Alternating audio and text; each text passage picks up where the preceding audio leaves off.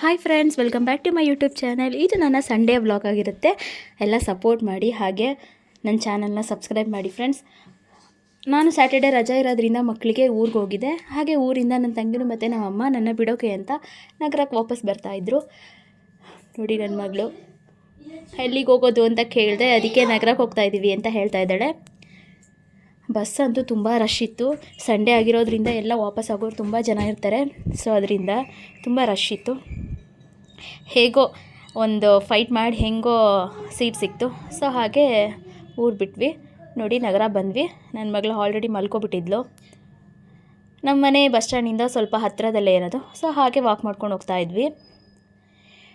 ನನ್ನ ತಂಗಿ ಮತ್ತು ನಮ್ಮಮ್ಮ ಇಬ್ಬರು ಬಂದಿದ್ದರು.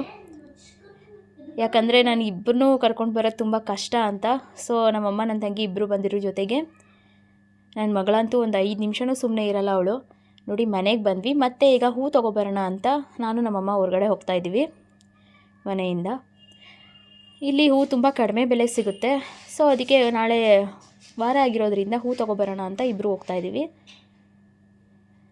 ವಾಕಬಲ್ ಡಿಸ್ಟೆನ್ಸು, ತುಂಬ ದೂರ ಏನಿಲ್ಲ, ನಮ್ಮ ಮನೆ ಹಿಂದೆ ರೋಡಲ್ಲೇ.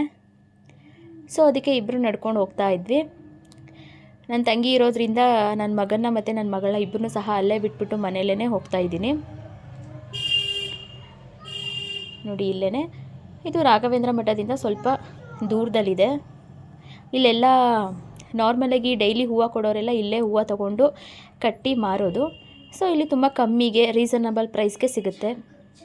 ಚೆನ್ನಾಗಿತ್ತು ಹೂವು ಮಾತ್ರ, ತುಂಬ ಫ್ರೆಶ್ ಆಗಿತ್ತು. ಸೊ ಹಾಗೆ ಹೂವು ತೊಗೊಂಡು 80 ರೂಪಾಯಿ ಹೇಳಿದ್ರು. ನೋಡಿ, ತುಂಬ ಚೆನ್ನಾಗಿತ್ತು ಹೂವು ಮಾತ್ರ. ನಾವು ತೊಗೊಂಡು ಹಾಗೆ ರಿಟರ್ನ್ ಆದ್ವಿ. ನಂತರ ಅಲ್ಲಿಂದ ನಾವು ವಿಶಾಲ್ ಮಾರ್ಟ್ಗೆ ಹೋಗೋಣ ಅಂತ, ಈಗ ಹೊಸದಾಗಿ ನಗರದಲ್ಲಿ ವಿಶಾಲ್ ಮಾರ್ಟ್ ಸ್ಟಾರ್ಟ್ ಆಗಿದೆ. ಸೊ ಅದರಿಂದ ವಿಶಾಲ್ ಮಾರ್ಟ್ಗೆ ಹೋಗೋಣ, ಹಾಗೆ ಶಾಪಿಂಗ್ ಮಾಡ್ಕೊಬರೋಣ ಅಂತ ರೆಡಿಯಾಗಿ ಬಂದ್ವಿ. ಇದು ನಾನು ಸೆಕೆಂಡ್ ಟೈಮ್ ಬರ್ತಾ ಇರೋದು. ಇಲ್ಲಿ ನನ್ನ ಮಕ್ಕಳನ್ನ ಕರ್ಕೊಬಂದರೆ ತುಂಬ ಕಷ್ಟ. ನಾನು ಶಾಪಿಂಗ್ ಮಾಡೋಕ್ಕಂತೂ ಅಂತ ನಾನು ಬಂದೇ ಇರಲಿಲ್ಲ. ಒಂದು ಸಲ ಏನೋ ಬಂದಿದ್ವಿ ನನ್ನ ಮಗಳ ಜೊತೆ ಅಷ್ಟೇ. ಅವಳು ನೋಡೋದಕ್ಕೆ ಬಿಡಲ್ಲ. ಹೀಗೆ ನೋಡಿ, ಎಲ್ಲನೂ ನೋಡ್ತಾ ಇರ್ತಾಳೆ. ಅದು ಬೇಕು ಇದು ಬೇಕು ಅಂತ ತುಂಬ ಹಠ ಮಾಡ್ತಾಳೆ. ನನ್ನ ಮಗನೂ ಅಷ್ಟೇ ತುಂಬ ಹಠ ಮಾಡ್ತಿದ್ದ. ನೋಡಿದ್ದೆಲ್ಲ ಬೇಕು ಅಂತಾರೆ. ನಾವು ಯೂಸ್ ಆಗೋದು ತೊಗೊಳ್ಳಿ ಅಂದರೆ ಅವರು ಸುಮ್ಮನೆ ಹಾಳಾಗೋ ಅಂಥದ್ದನ್ನೇ ತೊಗೋತಾರೆ, ಕೇಳಲ್ಲ ಹೇಳಿದ ಮಾತನ್ನು. ನಾನು ಹಾಗೆ ಅವಳಿಗೆ ಟೀ ಶರ್ಟ್ ಎಲ್ಲ ನೋಡ್ತಾ ಇದ್ದೆ, ಡೈಲಿ ವೇರ್ಗಾಗುತ್ತೆ ಅಂತ. ಹಾಗೆ ಒಂದೆರಡು ಟೀ ಶರ್ಟು ಸಹ ತೊಗೊಂಡೆ. ಟೀ ಶರ್ಟು ಮತ್ತು ಲೆಗ್ಗಿನ್ಸ್ ಎಲ್ಲ ತೊಗೊಂಡೆ ಅವಳಿಗೆ. ತುಂಬ ಚೆನ್ನಾಗಿತ್ತು ಕಲೆಕ್ಷನ್ನು. ಮಕ್ಳಿಗಂತೂ, ಪುಟಾಣಿ ಮಕ್ಕಳಿಗೆ ತುಂಬ ಚೆನ್ನಾಗಿದೆ ಕಲೆಕ್ಷನ್ ಎಲ್ಲ. ನೋಡಿ, ಆ ರೀತಿ ಫ್ರಾಕ್ ನೋಡಿಬಿಟ್ಟು ನನಗೆ ಅದನ್ನು ತೊಗೊಡು ಅಂತ ಕೇಳ್ತಾ ಇದ್ಲು. ಚೆನ್ನಾಗಿದೆ, ರೀಸನಬಲ್ ಪ್ರೈಸ್ ಅಂತಲೇ ಹೇಳ್ಬೋದು. ವಿಶಾಲ್ ಮಾರ್ಟಲ್ಲಿ ಸ್ವಲ್ಪ ಮೈಸೂರಿಗಿಂತ ಕಮ್ಮಿನೇ ಅಂತ ಹೇಳ್ಬೋದು ಕಲೆಕ್ಷನ್ಸ್ ಎಲ್ಲ. ಆದರೆ ಪರವಾಗಿಲ್ಲ, ಸಂಡೇ ಬಂದಿದ್ದರಿಂದ ಸ್ವಲ್ಪ ಕಲೆಕ್ಷನ್ ಎಲ್ಲ ಹಾಕಿದ್ರು. ಸೊ ತುಂಬ ಚೆನ್ನಾಗಿತ್ತು ಬಟ್ಟೆಗಳೆಲ್ಲ.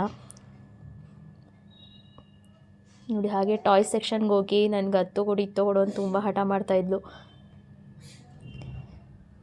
ಎಲ್ಲನೂ ಮಾತಾಡಿಸ್ತಾಳೆ ಸಿಕ್ತವ್ರನ್ನೆಲ್ಲ.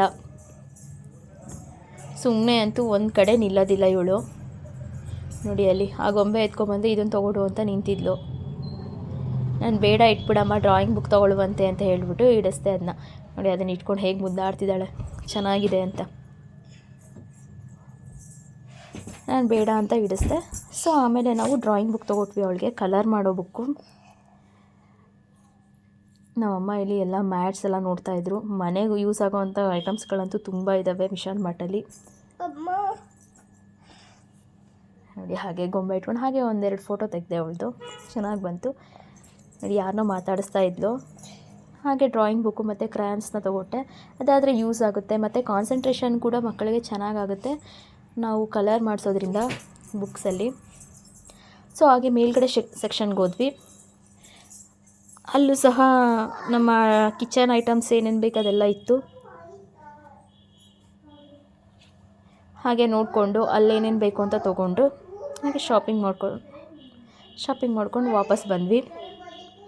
ಇಲ್ಲೇನು ಜಾಸ್ತಿ ತೊಗೊಳ್ಳಿಲ್ಲ, ಕೆಳಗಡೆ ಬಟ್ಟೆ ಸೆಕ್ಷನಲ್ಲೇ ನಾವು ತೊಗೊಂಡಿದ್ದು ಜಾಸ್ತಿ. ಇಲ್ಲೇನು ಮನೆ ಐಟಮ್ಗಳೇನು ಅಷ್ಟೊಂದು ತೊಗೊಳ್ಳಿಲ್ಲ. ಹಾಗೆ ಒಂದು ರೌಂಡ್ ನೋಡಿಕೊಂಡು ಬಂದ್ವಿ. ಪರವಾಗಿಲ್ಲ, ರೀಸನಬಲ್ ಪ್ರೈಸೇ ಇದೆ ಎಲ್ಲ. ಬಟ್ ಈ ಥರ ಎಲ್ಲ ಇಷ್ಟಪಡೋರಿಗೆ ಚೆನ್ನಾಗಿರುತ್ತೆ. ಹಾಗೆ ಮನೆಗೆ ಬಂದ್ವಿ, ತಂದಿರೋ ಡ್ರಾಯಿಂಗ್ ಕಲರ್ ಬುಕ್ನ ಕಲರಿಂಗ್ ಮಾಡ್ತಾ ಇದ್ದಾರೆ ಇಬ್ಬರೂ. ಇದು ನನ್ನ ಇವತ್ತಿನ ವ್ಲಾಗ್ ಆಗಿರುತ್ತೆ. ಎಲ್ಲರೂ ಸಪೋರ್ಟ್ ಮಾಡಿ, ಶೇರ್ ಮಾಡಿ, ಹಾಗೆ ಹೇಗಿತ್ತು ಅಂತ ಕಮೆಂಟ್ ಮಾಡಿ.